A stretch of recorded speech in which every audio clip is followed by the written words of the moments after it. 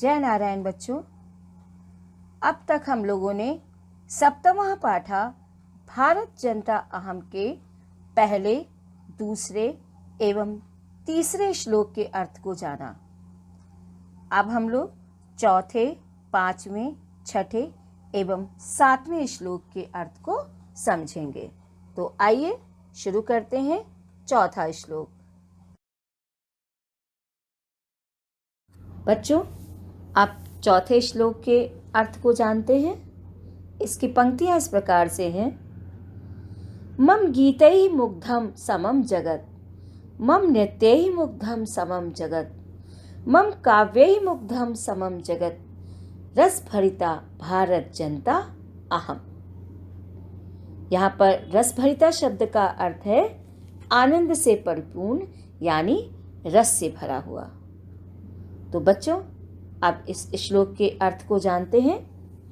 मम गीतैः मुग्धं समं जगत्, मेरे गीतों से सारा संसार मोहित है।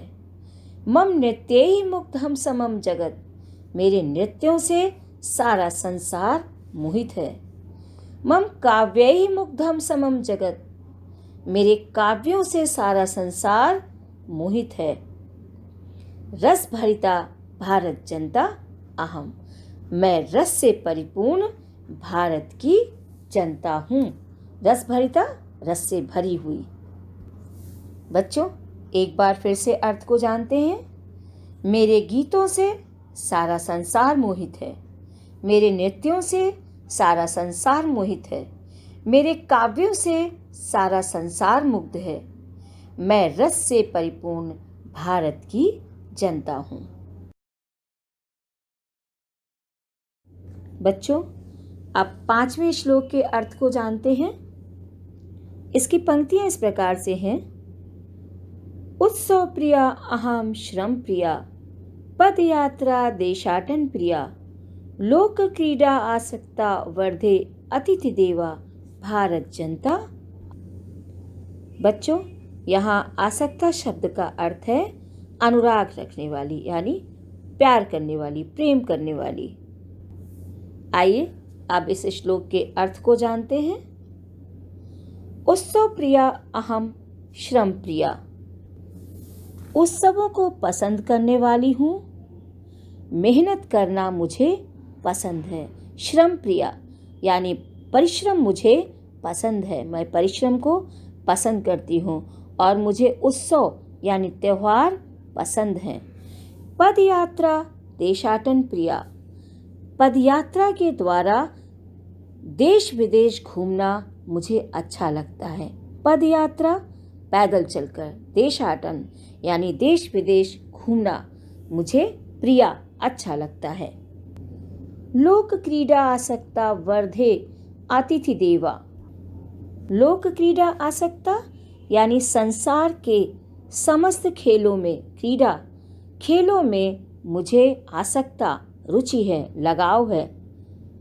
वर्धे अतिथि देव यानी अतिथियों को देवताओं के समान पूजने वाली भारत जनता अहम, मैं भारत की जनता हूँ।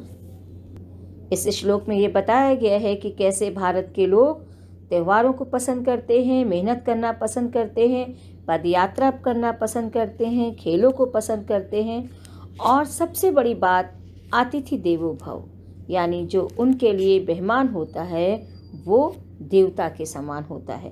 तो बच्चों, एक बार फिर से इसके अर्थ को समझते हैं कि उत्सवों को पसंद करने वाली हूँ, मेहनत करना मुझे पसंद है, पद यात्रा के द्वारा देश विदेश घूमना मुझे अच्छा लगता है, संसार के समस्त खेलों में मुझे रुचि है, अतिथियों को देवताओं के समान पूजने वाली मैं भारत की जनता हूँ। बच्चों, आप छठे श्लोक के अर्थ को जानते हैं। मैत्री में सहजा प्रकृति अस्ति, न दुर्बलतायाः पर्यायः, मित्रस्य चक्षुषा संसारम पश्यन्ति भारत जनता अहम। यहाँ प्रकृति शब्द का अर्थ है स्वभाव। मैत्री में सहजा प्रकृति ही अस्ति। मित्रता तो मेरा सहज स्वभाव है। प्रकृति यानी स्वभाव है। न दुर्बलतायाः पर्यायः, ये मेरी दुर्बलता नहीं है। इसका मतलब ये नहीं है कि अगर हम मित्रता करते हैं तो हम दुर्बल हैं। मित्रस्य चक्षुषा संसारम, मित्र की दृष्टि से संपूर्ण संसार को पश्यन्ति, देखती हूँ। मैं भारत की जनता हूँ। भारत जनता अहम, मैं भारत की जनता हूँ। एक बार फिर से इसके अर्थ को जानते हैं। मित्रता तो मेरा सहज स्वभाव है, ये मेरी दुर्बलता नहीं है। मित्र की दृष्टि से संपूर्ण संसार को देखती हूँ। मैं भारत की जनता हूँ। बच्चों, अब 7वें एवं अंतिम श्लोक के अर्थ को जानते हैं।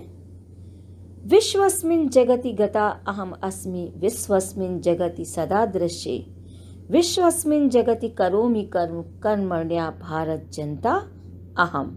कर्मण्या यानी कर्मशील, कर्म करने वाली, मेहनत करने वाली। विश्वस्मिन् जगति गता अहम अस्मि, यानी मैं संपूर्ण संसार में गई हूँ। विश्वस्मिन् जगति सदा दृश्ये, संपूर्ण संसार में देखी जाती हूँ। विश्वस्मिन् जगति करोमि कर्म, संपूर्ण संसार में कार्य करती हूँ। कर्मण्या भारत जनता अहम, मैं कर्मशील भारत की जनता हूँ। यानी भारत की जनता आज कहीं भी किसी भी देश में जाइए, वहाँ पर गई हुई है। वो कहीं भी किसी भी देश में देखी जा सकती है। इसके अलावा किसी भी देश में वो काम कर रही है, क्योंकि वो कार्य करने वाली भारत की जनता। तो एक बार बच्चों फिर से अर्थ जानते हैं।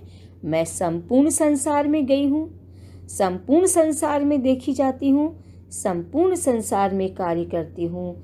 मैं कर्मशील भारत की जनता हूँ।